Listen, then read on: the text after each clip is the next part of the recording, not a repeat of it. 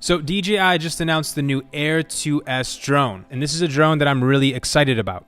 Now, one thing to mention is DJI is actually changing the name of this line of drones. They're no longer going to be referred to as the Mavic line. That's going to be reserved for the bigger drones. These ones are just going to be referred to as the Air line. There's a bunch of new things about this drone that are really exciting to me, and I'm very grateful to have been able to push this thing to its absolute limit over the past few months while shooting for the official launch video. It's got a bigger 1-inch sensor, 10-bit color space, 5.4K recording, and the ability to zoom up to 8x in 1080p and 4 times in 4K. Now, although I was paid to make the launch video, I'm not being paid to make this review. This is just a video I wanted to make since I've been able to thoroughly test the drone throughout the process of making this launch video.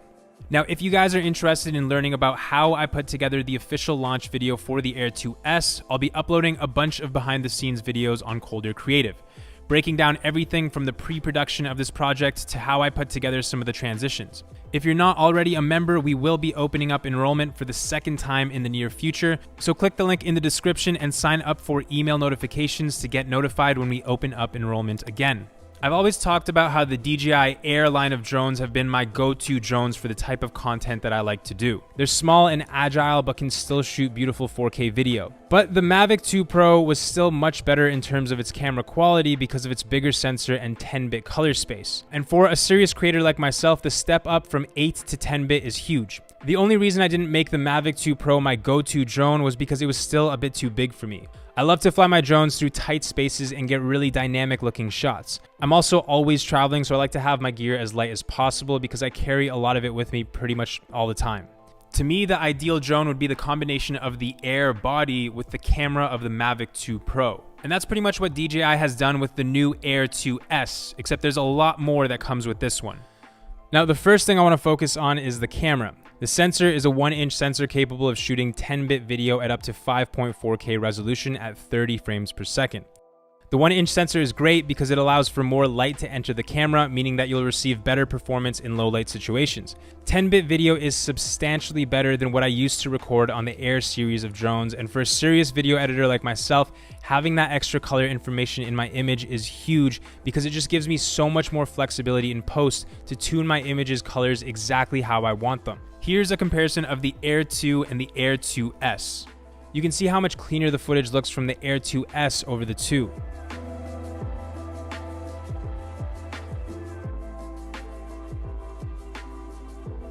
.4K resolution is beautiful. I actually didn't understand how much resolution that was until I put the image next to a 4K clip and realized how much more resolution that actually is. With the added resolution, I'm able to crop in quite a bit and still maintain 4K resolution. I tend to crop in a lot in my editing style and actually animate the position of the clip to simulate gimbal movement on the drone.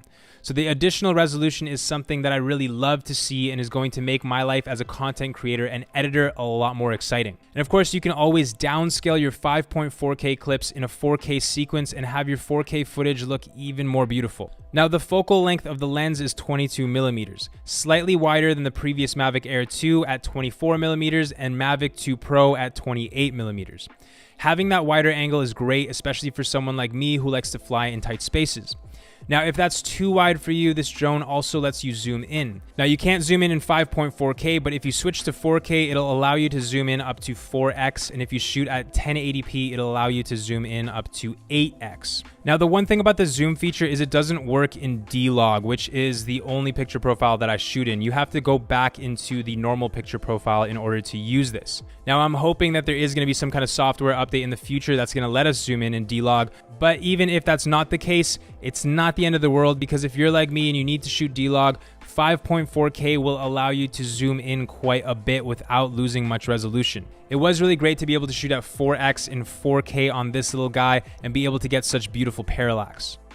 So the DJI Air 2S takes 20 megapixel photos just like the Mavic 2 Pro. I personally found the image quality to be really beautiful and actually prefer the image that comes out of this over the 48 megapixel images from the previous Mavic Air 2, and I'm really happy with the drone's photo performance.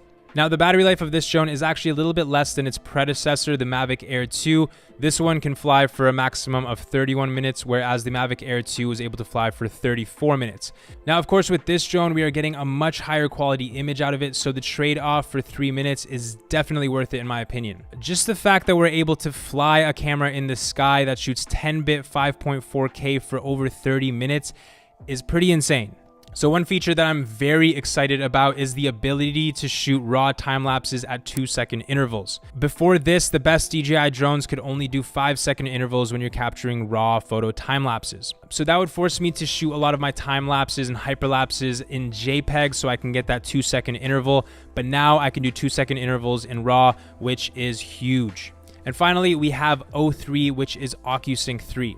With OcuSync 3 and an additional 2 antennas, giving us 4 antennas total, we're able to reach distances of up to 12 kilometers. That's 2 extra kilometers more than the previous Air 2 and the Mavic 2 Pro. I've flown this drone a lot over the past couple months, and the signal has been phenomenal. It's been able to transmit a 1080p image from very far away. I would say that this is probably the best performing drone that I've ever used to date in terms of signal transmission. So I get asked all the time, what's my go-to drone? And a lot of people think that it's my FPV drones nowadays. At this point, I'm still using normal drones like this more than FPV drones, so this is going to be my new go-to drone. In terms of general content creation, I would say that the DJI Mavic and Air lineup of drones has an advantage over FPV. With non-FPV drones like these, we can not only shoot video, but we can also shoot photos, time lapses, hyperlapses, and we can also just let them fly by themselves, which is honestly something that I do a lot.